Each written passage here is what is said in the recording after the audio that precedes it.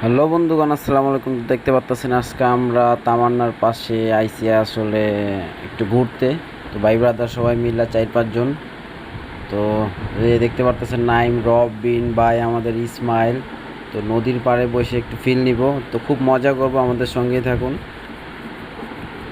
দেখতে পাচ্ছেন ছেলেপেলে কি করে, মাথা নষ্ট। তো এই যে আশেপাশে ঘোরার মতন এই জায়গাটা খুব বেস্ট। তো আপনারা তামান্নার পাশে আসবেন, খুব সুন্দর জায়গায়। দেখতে পাচ্ছেন পানি উঠাতেছে, দেখছেন আপনারা। তো এই জায়গায় আসলে আমরা বাইক রেখে তারপরে যাচ্ছি, দেখতে পারতেছেন।